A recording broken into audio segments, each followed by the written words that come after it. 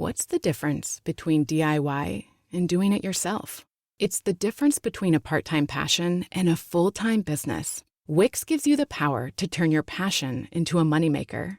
With a website that fits your unique vision, let your ideas flow with AI that guides you, but keeps you in the driver's seat. Manage your business from one dashboard and keep it growing with built-in marketing features. It's time to turn your daydream into your dream job. Go to Wix.com. It's time to slide into summer at Truist Park as the Red Sox and Diamondbacks face the Braves May 30th through June 5th. And May in the A deals are extended June 3rd through the 5th. That means $10 tickets and parking, $1.99 hot dogs, and $3.99 Miller High Life. Plus, there's 3 gate giveaways perfect for summertime. A kids pool float, Truist Park Stadium replica, and a beach tote bag presented by Visit Sarasota. Head to Braves.com/slide into summer to get your tickets. Atlanta Braves Baseball. We are Braves country. This is Cashing Out on VSiN, the sports betting network. It's hour number 2 of Cashing Out right here on VSiN, the sports betting network, and no better way to start it than by going out to the Progressive guest line and talking with this man, Jonathan Davis. He does such tremendous work here at the network, taking a look at all things hockey. He's been joining me all playoffs long, has been absolutely crushing it there. On top of that, I know that he does some tremendous work over at SiriusXM, hosting the show The Ice Cap over there on SiriusXM. And Jonathan, it's great to get you aboard. Thank you. Greg, it's Saturday night. You are my date. You've been my date now, I think, it's been close to about 6 weeks here. It's about time that you buy. Absolutely, and I'm sorry that I didn't bring the fine wine or anything like that, but you bring the winners. So, you know what? It's always a good time when you're aboard, and it's not such a good time for the Carolina Panthers when they reach this round of the playoffs because the wine is all gone, the cheese has already been eaten, and right now they have not won a playoff game in this round of the playoffs, and more than a decade and a half. They have now lost 15 straight games. They get completely lambasted on Saturday. And just how do you take a look at this Panthers team and their ineptitude over a decade and a half in this round of the playoffs? Because it just boggles my mind. And I got to just stop you. I don't want to embarrass you, but no, Hurricanes, not Panthers. The Panthers definitely would be losing 15 in a row to the Florida Panthers. But the Carolina Hurricanes, yeah, it's unbelievable because you would think, that over a course of time, and you said it great. I mean, it's a decade and a half. And as we were talking during the break here, Greg, 9 players on this current Carolina Hurricanes team was there 2 years ago against the Florida Panthers when they got swept back 2 years ago. The second time that they were swept, I think it was a series against the Boston Bruins, there were still 5 guys that are around from that team. And when they got swept the very first time back in the early 2000s, there's one person that is left from that team, and that's Coach Rod Brindamore. He was a player. And Jordan Stahl, currently on the Hurricanes, his brother Eric was also on that team as a player for the Hurricanes. So the Stahl brothers have been a part of all 15 losses. Rod Brindamore has been a part of all 15 losses. And for me, it's just about adjustments. Carolina plays kind of like they play man-to-man. They try to play like a full-court press basketball game, and you just can't do it against Florida. They could play it better than Carolina does, and the Hurricanes just don't have enough skill to be able to outskill the Panthers, and who have had, I think, 18 different goal scorers in the playoffs and 21 different players with a point. They inserted a guy tonight, Jesper Boquist, Greg, who hadn't played since Game 6 against Toronto. And what did he do when he got into that game? He scored a goal. And we had him again tonight. I gave that out as one of my plays. Jesper Boquist inserted into the lineup tonight. And what does he do? He scores. It's just the depth of this Panther team that is absolutely it's scary. It's absolutely scary.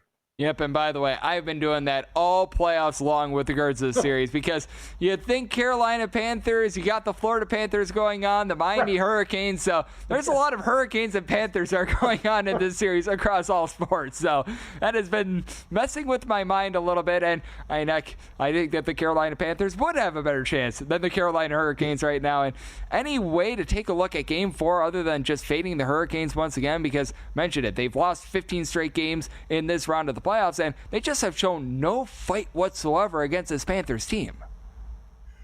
Well, they showed fight tonight, I guess, really for 40 minutes. I mean, they were tied at 1, and then ultimately that third period just got away from them. It was 4 goals in a span of about 5.5 minutes. And Coach Rod Brindamore, after the game, just, he talked about how it was just, anytime we make a mistake, they pounce on it. And that's exactly what happened. I think that, it's got to get into the players' heads for the Carolina Hurricanes. Like our margins are so small. So I don't think there's any way to look at it other than, going back to the Panthers, playing them on the puck line, playing the team total. One thing that a couple of the plays that I had given out tonight, I play both puck lines. I play the alt puck line for the dog, and I play the normal puck line for the favorite, Greg, in these games, because you're going to come away with a small profit. And what I've noticed is now we've had 74 games in the playoffs, and 51 of the 74 have been decided by 2 goals or more.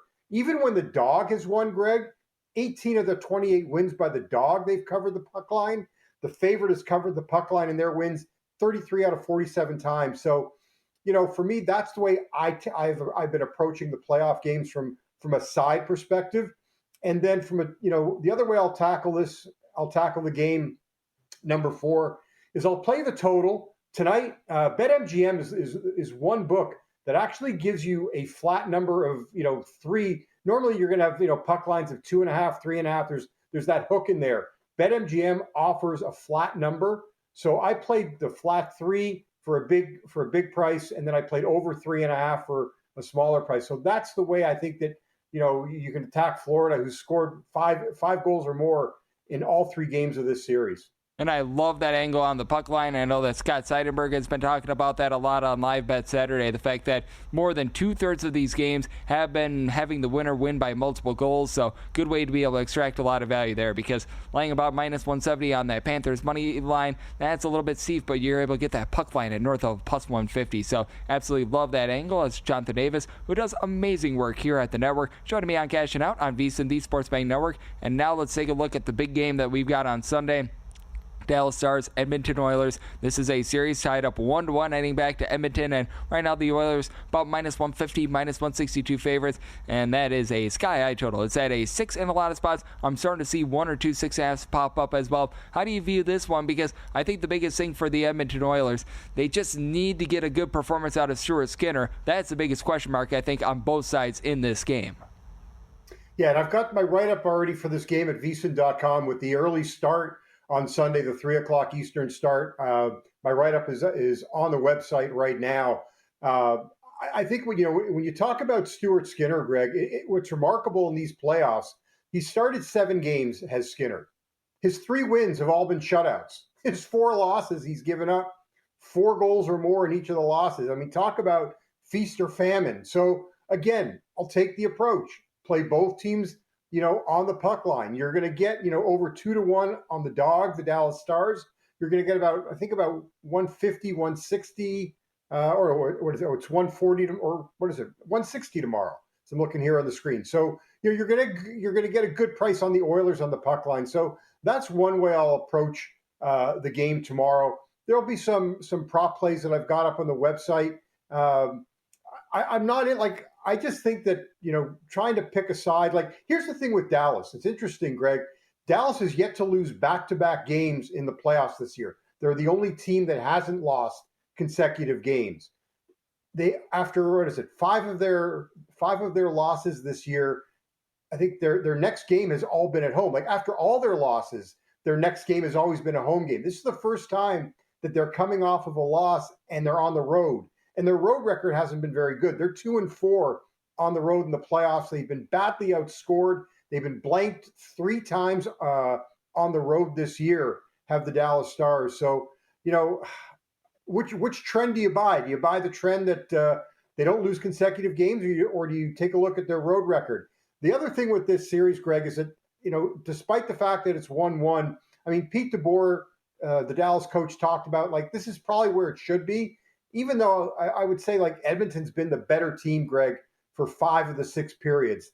The big question mark still for Dallas for tomorrow is their number 1 center, Rupe Hintz, left the game number 2, took a slash from Edmonton defenseman Darnell Nurse, had to be helped off the ice. We don't know his status yet for game number 3. That'll be a big loss for the Stars to overcome. Yep, it certainly is going to be. And the Dallas Stars, they have been dealing with injuries all postseason long. And how big is it that they have been able to overcome all these injuries? Because we know that it was at its most tense, I guess you could say, in that series against the Avalanche. And this team has had a lot of experience just being able to mix and match. Yeah, they're a very deep team. There's no question. I would say that, coming into the playoffs, they were probably one of the deepest teams. And now we've seen, the Edmonton Oilers have been able to get through the playoffs without Connor McDavid and Leon Draisaitl, having to take over games, despite the fact that both players, are in the top of the scoring race in the playoffs with 19 points or 20 points for both of them. So it's been very quiet for them. Look, I think that Dallas can, their lineup is long enough. They've had enough support players that have been able to help them out, and they don't have to rely on any one player. But I just like the way that Edmonton's playing.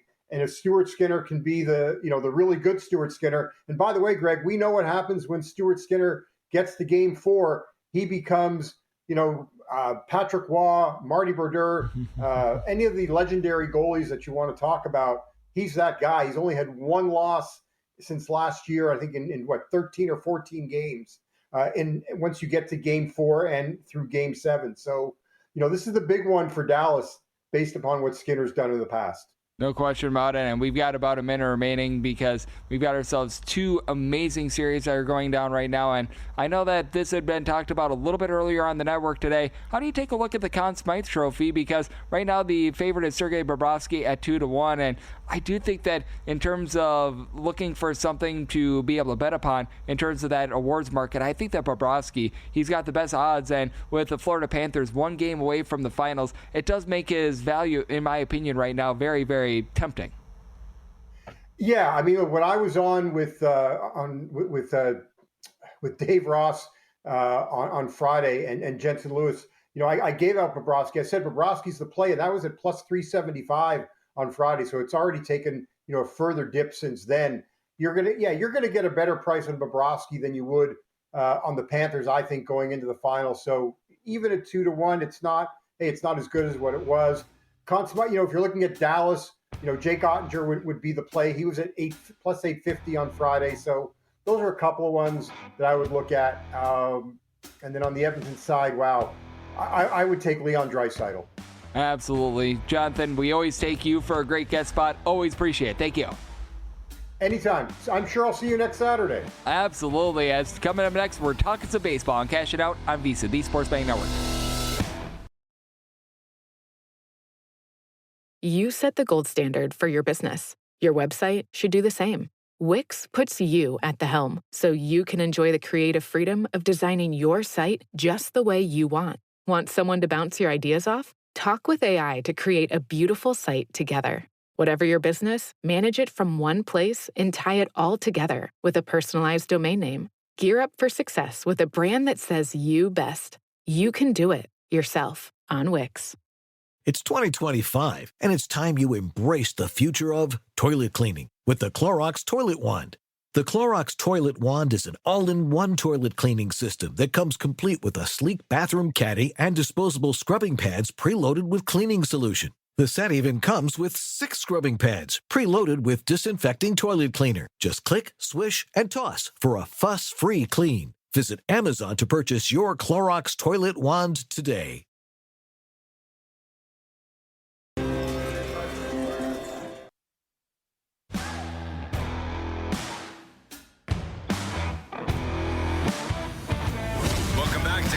Out here on VSiN, the Sports Betting Network. We're back here on Cashing Out on VSiN, the Sports Betting Network. Was great to be joined by Jonathan Davis. He does amazing work here at the network, taking a look at all things hockey. He's been joining me Saturday nights pretty much all throughout the playoffs, and it is always a pleasure to get him aboard. Thank you so much to him for joining me in the last segment, and I have to give out a few other thank yous as well, because we've got the best team in the business working behind the scenes, making sure that you're able to get all the great content that we get here at VSiN. My producer, Hunton, he's out there on the East Coast, and he enjoyed my ramble on the Baltimore Orioles and the way that they have been, well, not not getting the job done, because Hutton, he always does. He is the producer of this show. Always appreciate him. And then we've got John, who's here on scene as our associate producer. He does a great job making sure that things are all squared away. Those two men doing absolutely tremendous work. And if you're listening, whether that be on SiriusXM, whether that be after the fact as well, because every single hour of every single show that's available on the VSiN Bets feed, you go to VSiN.com/podcast, able to find it there. We've got Chris doing an amazing job on the ones and twos, and this is truly the most difficult job here at the network, making me look halfway presentable in a moving picture / video format. We've got Jerens and Fenos doing a great job there, and on top of that, I know that they do amazing work making sure that all the odds that you see on the screen, whether you're watching on YouTube TV, VSiN.com, that they're all spick and span. So big thanks to everyone behind the scenes. They do some of the best work that you're going to find in the business, and because they do such great work, I need to not be the weak link. I need to try to find you guys some winners, and we've got ourselves a lot that's going to be happening in baseball on Sunday. Really do like this card. I was able to put out quite a few write-ups on this one. I'm seeing some good edges, and how about if we do start with this game, because this will be the early game. This is 8:35 a.m. Pacific, 11:35 a.m. Eastern. So we actually do have a day game. We've got plenty of day games because it's a Sunday, and my belief is if the day ends in Y, it better have a baseball day game. And if not, then Major League Baseball has failed, much like they did on Monday. But that said, we've got ourselves a Guardians on the road against the Detroit Tigers, as Tarek Skubal is on the bump for Detroit and Logan Allen goes for Cleveland. Right now that total is 7.5, and with the Tigers, they open up right around -220. This is starting to go up to a -225, -235, and that even money opener with regards to the run line, it's now starting to shoot up in a lot of places to a -105. I still would be willing to lay a -105 on the run line. I'd be willing to go up to a -108 personally, as Tarek Skubal has just been so dominant. A strikeout to walk ratio of 11.3. He's giving out 1.1 walks per 9 innings and north of 11.5 strikeouts per 9 innings. The guy has been absolutely insane. He had a rough first 2 starts of the season. Tigers started out their season on the West Coast. Ever since coming back, they've been a rock-solid team, and this is right now your number one team in terms of just win percentage out there in the American League. And the big reason why is that the pitching that was so rock-solid for them towards back half of the season led them to the playoffs last year. That has been paired with some really good hitting as well. You've had these young guys that have come up in the organization start to supply some boom, as you've got Riley Green, Spencer Torkelson, Kerry Carpenter, all being able to supply at least 10 home runs for the team. And here's really the X factor. There was an albatross on this team by the name of Javi Baez, who all of a sudden he's starting to give you a little bit of something. That has been absolutely massive for this team, because he signed him to a lot of money. He was really busting out for them for a very long time. Now that he's starting to give you some production, now that you've got Gleyber Torres doing a nice job moving the line, Dylan Dingler, guys like this is a very nice Detroit Tigers lineup. And then you pair that up with a bullpen that since the All-Star break in 2024, number one in the big leagues in terms of ERA. Pretty much all these guys are giving you a sub-3 ERA. Brendan Hennefy, you're able to throw in there Will Vest, Tommy Canley. You've been able to get good production there. I recognize that they utilized Bryant Herter as a starter a few days ago, but I need a mix and match guy. You can have him as an opener, you can have him start, you can have him close. He's able to do a little bit of everything, and that's what I love about this team. They have a lot of guys that they're able to pitch in just any sort of circumstance, because we know that there are some of these closers out there that you throw them outside of a closer's role and they just aren't necessarily the same. These guys, they've got that versatility, and for the Cleveland Guardians, it has went down the toilet bowl for the bullpen. They last year were number one in the big leagues in terms of bullpen ERA, and it wasn't even close, and now they're a below-average bullpen, as you've had Tim Herron just really not be himself thus far this season. Hunter Gaddis has been really good for the team. He's been able to supply a sub-1 ERA, but for the Cleveland Guardians, these guys like Joey Cantillo and company just have not been able to give you a whole heck of a lot of production.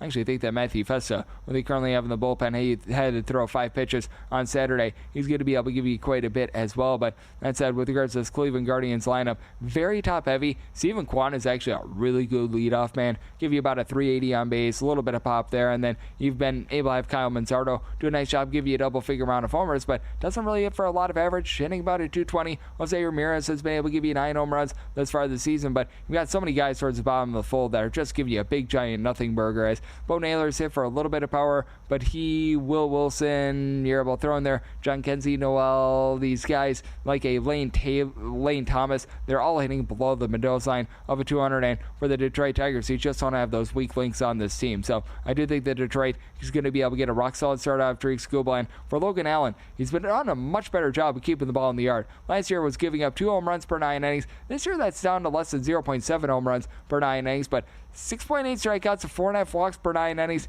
I think he's going to get got in this spot, so I did set the Tigers at a minus 109 on the run line. I'm going to be willing to lay that, and I'm going to be willing to go over. Even though I think that Tariq Skubal gives you a good performance, I think that the Tigers get to the Guardians and they get to Logan Allen. So I like the 7.5 over, and I do like the run line on the Detroit Tigers. What else I love is the fact that you're able to bet the ponies over on First Bet, and you're able to get all that action. We are still in Triple Crown season, and over at First Bet, they've got you covered with a little bit of everything. Hundreds of horse races a day on your laptop and or the just device that you're utilizing with regards to your cell phone. Visit firstbet.com. That is the number one stbet.com. Utilize the promo code of VSIN200. That is VSIN200. That's going to get you a 20% rebate on all of your wagers for the first 60 days up to $200. You don't want to miss out. Start betting over at firstbet.com. As it is cashing out with myself, Greg Peterson, on VSIN, the Sports Betting Network. How about if we dive in on this game, because we have seen a lot of fun out there in the AL Central. We know that they got so many teams into the playoffs last year.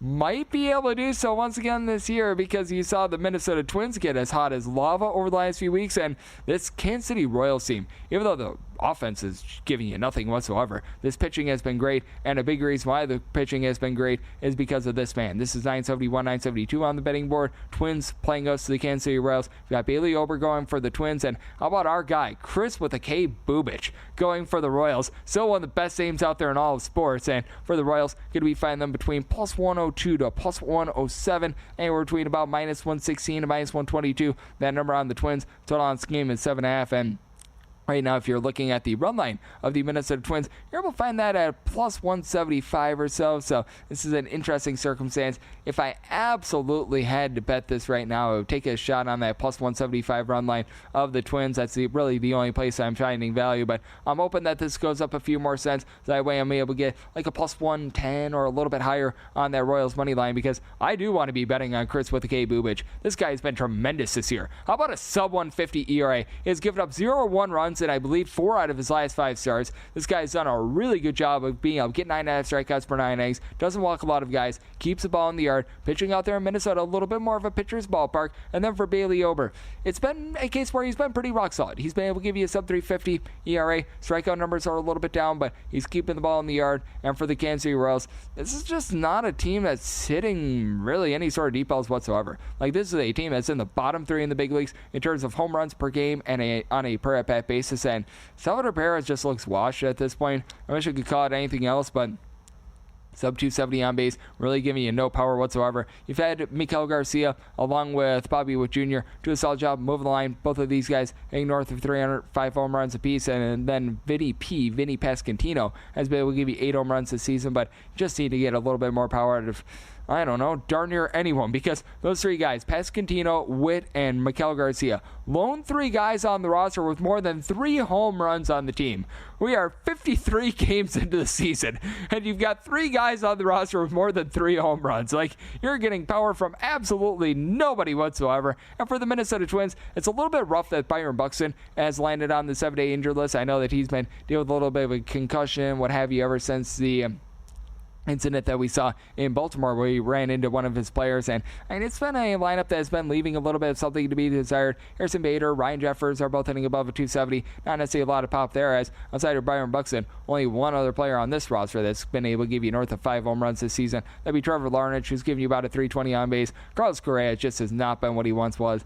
Hitting a little bit better recently, but man, that's been relatively rough. You've got a lot of guys like Eduardo Julian, Christian Vasquez, Deshaun Kiersey at the bottom of the fold, hitting a 210 or lower, but I mean, both of these teams have been very good with their bullpen. For Kansas City Royals, Lucas Erceg, Carlos Estevez, a really good 8th and 9th inning duo. Steven Cruz has been able to give you some good production. Sometimes Anel Zerpa can be a little bit shaky, to say the least, but John Schreiber has been rock solid. Really like these guys, and for the Minnesota Twins, this is a top 3 team in terms of bullpen ERA. Danny Colum still is not allowed to run this season. That's a guy that I'm sure that the Baltimore Orioles wish that they had right about now. Yohan Duran is one of the better closers that you're going to find in all of baseball. you've been able to do a nice job of mixing and matching with guys like Cole Sands, Louis Varland, guys like this, being able to give you a sub-3 ERA. So I do think that this is going to be a lower scoring game. 7.5 is a pretty low total, but I think that's warranted here. I'm in on the under. Like I said, hoping that the Royals can get north of plus 110. If so, I'm going to be willing to take a shot on the money line there. We talked a lot about the American League in this segment. How about if we had some interleague games and ways to fade the Colorado Rockies? That's up next right here on Cash It Out on VSiN, the Sports Betting Network. To Cashing Out here on VSiN, the Sports Betting Network. We're back here on Cash It Out on VSiN, the Sports Betting Network. We've got ourselves a great slate of baseball that's going to be coming up for this Sunday, as we've got all 30 teams in action. And we'll talk a little NBA here in a few minutes as well. But first things first, something that I've been covering very much here at the network, the fate of the Colorado Rockies, as they lost another game on Sunday. They've got 9 more wins than Greg Peterson, and we are approaching June. This is not great, to say the least. They are on pace to have the worst record in pretty much modern baseball since the 1800s, when back in the 1800s, if you really dive into the weeds of Major League Baseball, there were some of these teams that they were set up to essentially give their good players to the other team, and they were just intentionally bad. So, yeah, it's not necessarily great, to say the least. But what else is not great is the man that is going to be taking the mound for the Colorado Rockies on Sunday, as we are going to hit this game right here, 975, 976. Yankees on the road against the Colorado Rockies. Will Warren is on the bump for the Yankees. Antonio Senzatella is on the bump for the Colorado Rockies. I feel like I'm in the Major League Baseball twilight zone, because Will Warren is right now a minus 291 to a minus 310 road favorite. And the total on this game is 11.5. And even more crazy, I think this is very warranted. I set him as a minus 322 favorite on the money line on the road, and I absolutely love fading Will Warren. Like, that should tell you everything right here. And here's your set of the day right here. You've got Antonio Senzatella on the bump for the Colorado Rockies. He's allowing more hits per 9 innings than the Oklahoma City Thunder scored points in the first quarter. The Oklahoma City Thunder tonight scored 14 points in the first quarter. Antonio Senzatella is allowing 15.2 hits per 9 innings.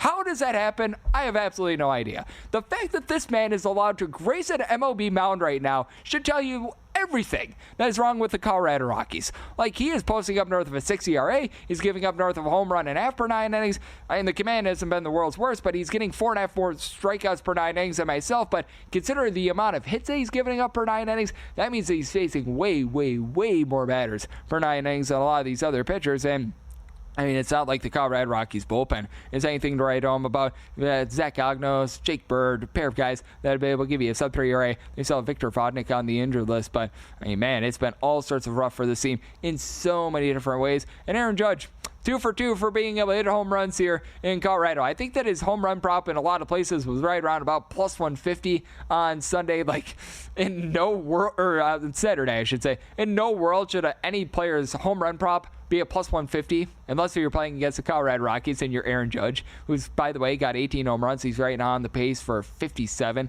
I think that pace might be picking up even more, because if you're able to get anything north of plus 150 on him to be able to hit a home run in this game and against Antonio Senzatella, and I am not a fan for home run props, especially ones that are this short, that might not be the world's worst look, because the Colorado Rockies aren't going to pitch around Aaron Judge. Their season's already over. They're just going to say, you know what, Antonio?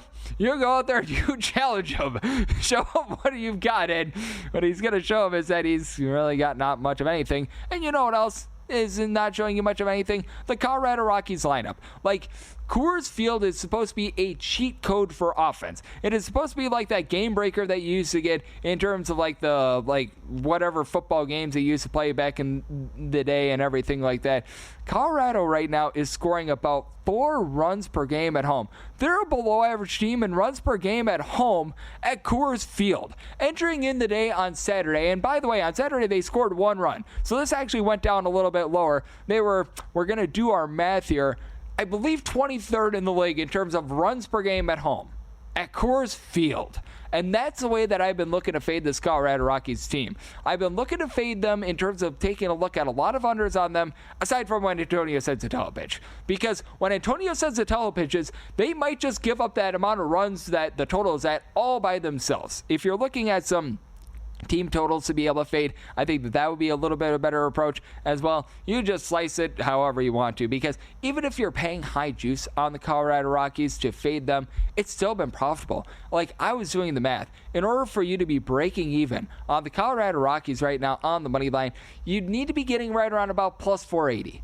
Plus 480 on average.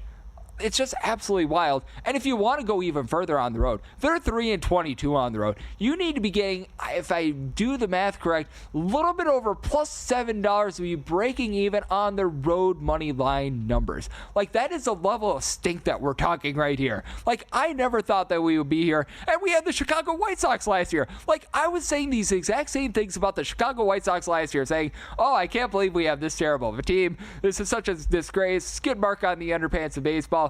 Well, if that's a skid mark, I don't know what this is. Like, my gosh, this is just absolutely terrible. And you've got all these guys that are consistently seeing at bats like Brenton Doyle and company, and they're all hitting like a 215 or lower. Hunter Goodman has been one of the few respectable bats for the team, 7 home runs. He's hitting north of 250. Jordan Beck has given you a little bit of power as well, but yeah, there's not really much to write home about. And Will Bourne, he's actually got a fielding independent of a sub-3. He's been able to give you north of 10 straight cuts per 9 innings. Starting to come along a little bit as a Yankee starter. I'm still not necessarily a stan of his, but you know what? In comparison to Antonio Senzatelli, he looks like Cy Young himself. So I do think that for the Yankees, they go out there, completely dominate this game. I think that there's a chance that Antonio Senzatelli might give up the total all by himself. I'm in on this over. And with the Yankees, I set my run line price in terms of my projection at a minus 209.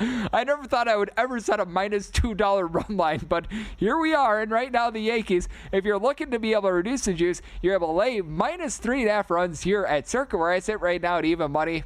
I don't think that that's the world's worst bet. I really don't. Like, I know that sometimes on principle, you just have to take the 3.5 runs. Antonio Senzatelli is that big of a human pinata that I can't do it. So I'm going to be willing to take a shot on the Yankees run line. I'm going to reduce the juice. I'm going to lay 3.5 runs, and I'm going to be in on this total over as well. And what else I'm in on is seeing where the money is going, because here at VSiN, we are able to give you betting splits from both Circa and DraftKings. That gives you the best of both worlds, because Circa, they take the big bets that really move the line, and you've got yourself DraftKings that gives you a little bit more of a broad market perspective. You get a lot of public money there. You get a little bit more of the sharp money when it comes to Circa, so you're able to see the percentage of bets versus the percentage of handle across every single major sport on every single game, helping you smart better and make more informed bets. You're able to get VSiN's exclusive betting splits for as low as $9.99 for your first month over at vsin.com/subscribe, as it is cashing out with myself, Greg Oops Peterson, right here on VSiN, the Sports Betting Network. And what if we do take a look at the big NBA game that we're going to be getting on Sunday, as we've got ourselves the Yankees going on the road, I'm thinking of the New York Yankees and wanting to bet on them. You got the New York Knicks on the road going up against the Indiana Pacers, and right now with the Pacers, they're a 2-point favorite. Totals between 223 to 223.5. At the very least, I caught myself before we went a little bit too far, but it's just really hard to make a case for the New York Knicks here, because they lose both games at home. First one was just absolutely deflating, and that was part of my handicap going into game number 2, is that when you lose a game in the way that the New York Knicks did in game number 1, like, how do you just come back from a psychology standpoint? Like, you can do all the projections, you can take a look at all the advanced analytics, what have you. That's just absolutely going to take you down. That's something that you're going to feel a little bit. And for the Indiana Pacers, the team is on cloud 9 right now with the way that Pascal Siakam was able to come out in game number 2. 39 points, just absolutely showed to his boss there. And for the Indiana Pacers, you've got a couple different ways to be able to slice it. Now, there is one advantage I think that the New York Knicks have. They really, really need to get the ball to Karl-Anthony Towns early and often. They need him to be able to clean up the boards, because in that game against the Indiana Pacers, guy for this season has been averaging about 11.5 rebounds per game. He only had 7 boards in that game. He was only able to get out there for 28 or so minutes, so I think that that's big for the New York Knicks. And I do think that they're going to go to Karl-Anthony Towns early and often this game. If you're looking at player props, that's a guy that I'm taking the over on. I'm taking the over on his points. I'm taking the over on his rebounds. I think that they are going to need to feature him early and often, and if they don't, well, they are about as burnt as toast. Like, there is no other way about it. And right now, for Karl-Anthony Towns, that player prop with regards to the points, that is currently at 22. If you're looking on the rebounds front, that is at 11. I think that he goes over both of those numbers. And Mitchell Robinson is right now at 10 rebounds. I would be taking a look at the under there, and I do think that there's a little bit of value with regards to some of these unders as well, because I do think that for the Indiana Pacers, they're going to start to regress a little bit. I also just don't think that Jalen Brunson is going to be able to give you 32 points as well. Like right now, his player prop is 32 with regards to points. That's gone a little bit too far. I'd be looking at some more of these ancillary players as well for the Indiana Pacers, being able to have a big game. Like, I know that Ben Mathurin just gave you a big giant nothing burger in game number 2, 8+ points. I'd be looking at the over there. It's the old saying of the role players step up a little bit more on the road, and I think that that's going to be the case here. And when it comes to the New York Knicks, I just feel like this is a little bit of a bad matchup for them. If I had to play this right now, because I'm much more of an in-game guy, I'd like to be able to gauge the way that things are going, especially this series. You had a New York Knicks team that they clawed their way back from down 20+ points twice against the Boston Celtics, and then for the Indiana Pacers. Like, the fact that they have come back from down 7+ points in the final minute 3 times here in the postseason, that tells you all that you need to know about the value that you've gotten on betting on them live when they're down in games. That's the way that I'm going to be taking a look at it. But I fully expect the Indiana Pacers go out there, get the job done. And this has been a little bit of a higher scoring series as far, especially game number 1. If I had to play that total right now, we'll be looking at the over, though. I'm looking to fade a few guys with regards to more of the star players going under their player props, looking more at the role players who go over. And coming up next, how about if we do talk with our good friend Nick Giffen? He does great work on the NASCAR front, and we'll be joined by him next right here on Cashing Out on VSiN, the Sports Betting Network. Running a business is hard work. Building your website shouldn't be. With Wix, you can express your ideas, give direction, then leave the heavy lifting to AI. From site creation to branded content and images. Have fun with the details. Customize what you want the way you want. And manage your whole business from a centralized dashboard with expert AI tools. Build, scale, and enjoy the incredible results. You can do it all yourself on Wix. Offer valid on standard browsers, U.S. only. When I heard about Date My Age, I thought, really? But there I was in my empty, quiet house, my laptop on the kitchen counter, and I typed in my name. Looking for a man between the ages of 40 to 60? Sure, why not? Date My Age is different. With verified profiles, you can feel safe and secure to explore meaningful connections with interesting and mature singles. Date My Age made it really easy. I could join and view online profiles for free. All of a sudden, my empty house wasn't so quiet anymore. I got so much attention, it just made me feel seen and alive. Date My Age helped me start a totally new chapter in my life. Find a friend, a lover, a partner at Date My Age. Get 60% off when you join at datemyage.com today. That's datemyage.com to connect with thousands of singles worldwide. datemyage.com.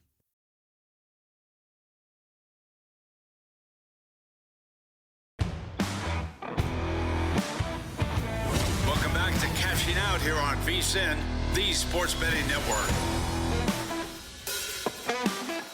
We're back here on Cashing Out on VSiN, the Sports Betting Network. Great to be joined by this man on the Progressive Guest Line as we've got Nick Giffen aboard. He does a great job covering all things motorsports over there at Action Network. We've got ourselves a massive weekend here for motorsports because, as we know, it's Memorial Day weekend. That means that you get the Coca-Cola 600 and the Indy 500. And Nick, great to have you aboard. Thank you.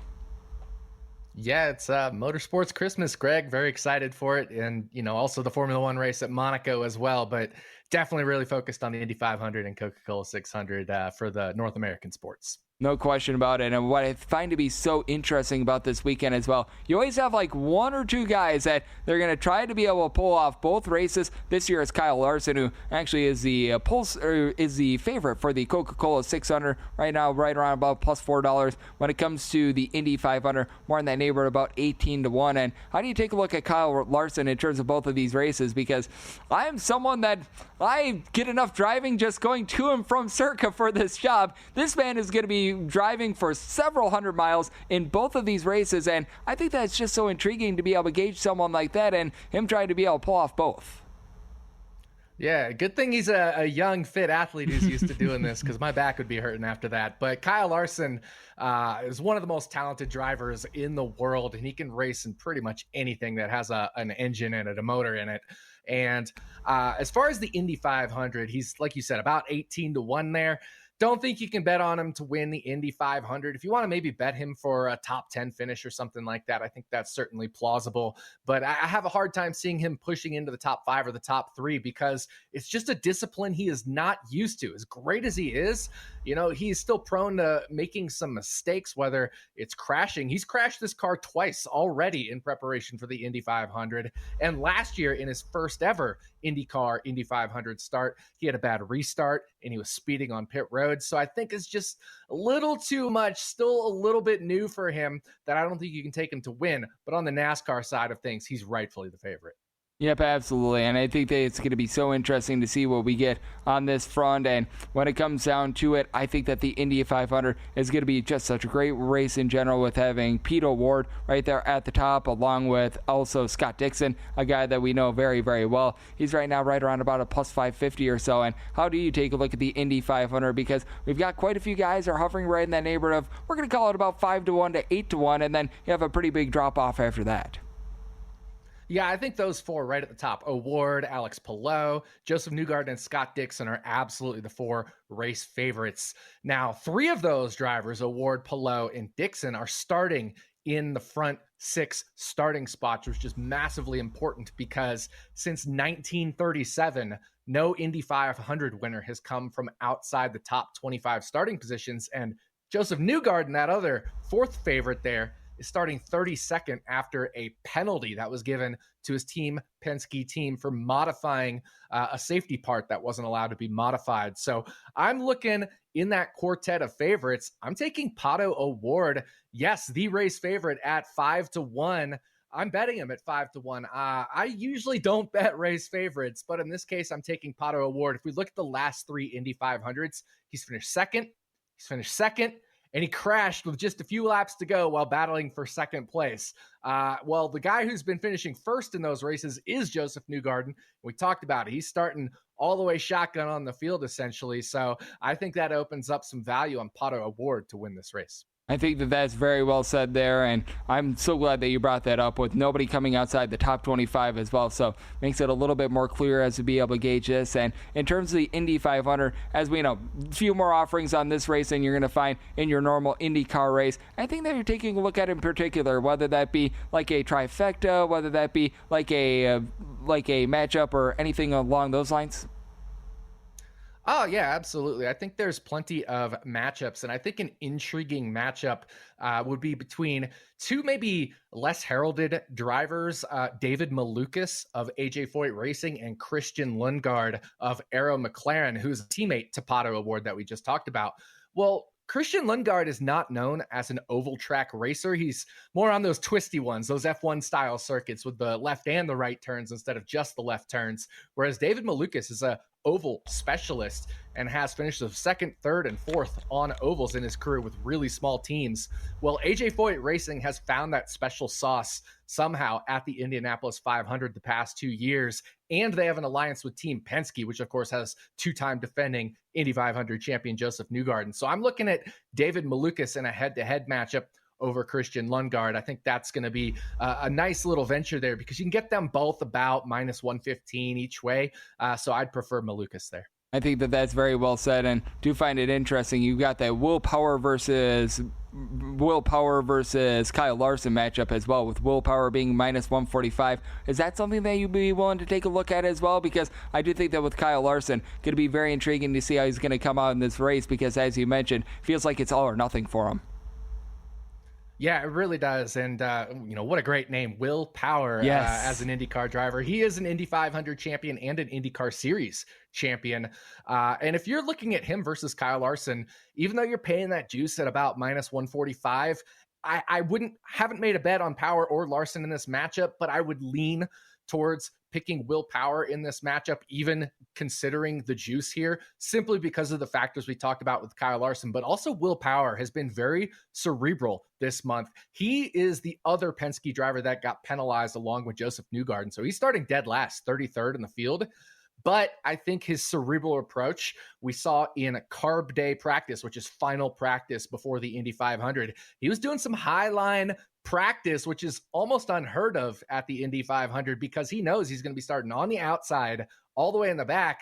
So he's going to have to test that high line out. And he also said in interviews that his car is good and he's really focused on the second half of this race. So if you can make it through the first 100 laps or 250 miles, you can really hone in on that second half of the race. So I'd still prefer Will Power despite starting in the back here.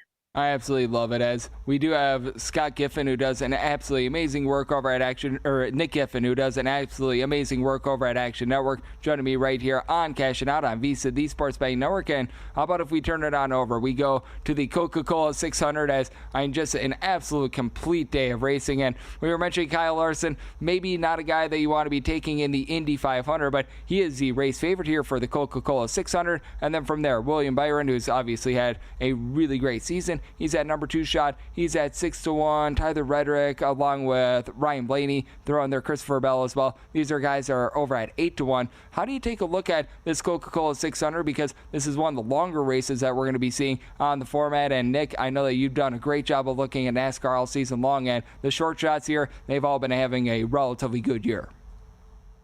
Yeah, it's interesting. With 600 miles, that's 200 miles longer than any other non-drafting oval other than the Southern 500 we face this year. Of course, the drafting ovals of the Daytona 500, I'm throwing aside there, but that tends to lead to a higher incident rate just because you have so much more time and chances, for things to go wrong. And that usually leads to occasionally seeing a mid or a long shot win this race. But with that said, as dominant as Kyle Larson has been, especially on the 1.5-mile tracks, where the most recent 1.5-mile race at Kansas was just a couple weeks ago, NASCAR's most recent points-paying race. Kyle Larson won stage 1, he won stage 2, and he won the race. Well, I actually have value if you can find Kyle Larson at anything plus 450 or longer. If you get down to plus 400, I don't quite have value in my model. Then I'd pivot to some longer shots, and I'd be looking at a guy like Brad Keselowski in that 25 to 30 to 1 range. Brad Keselowski looked fantastic in practice. He finished second here last year, and he was running second in the most recent race at Kansas when he blew a tire, which of course was out of his control. So I think Brad Keselowski, all those second place runnings and finishes eventually are going to turn into a win at 25 or 30 to 1 odds. I love it. And then in terms of the derivative markets, anything that you might be taking a look at in terms of some of these matchups, or perhaps I know that this is something that you take a look at, the model/team to be able to finish number 1 as well.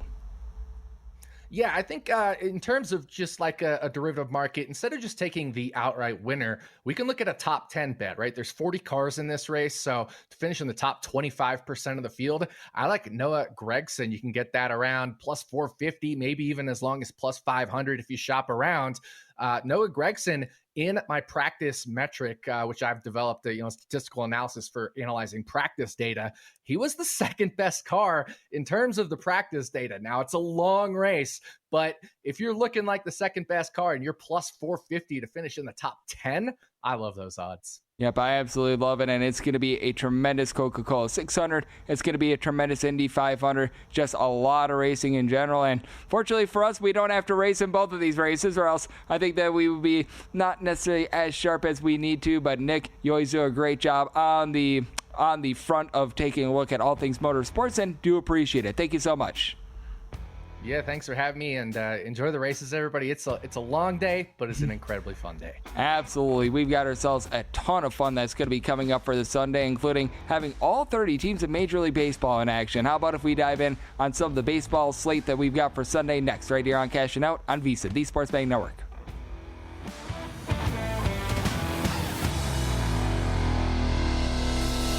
What's the difference between DIY and doing it yourself? It's the difference between a part-time passion and a full-time business. Wix gives you the power to turn your passion into a moneymaker.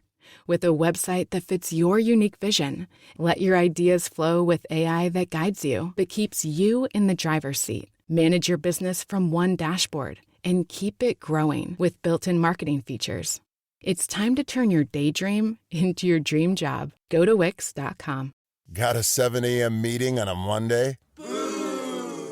Expensing breakfast because it's in policy. Yay! Wasting all afternoon submitting an expense report for that breakfast. Boo! If your company used Ramp, you could submit expenses with just a text. Free your team from expense reports today. Switch your business to Ramp.com.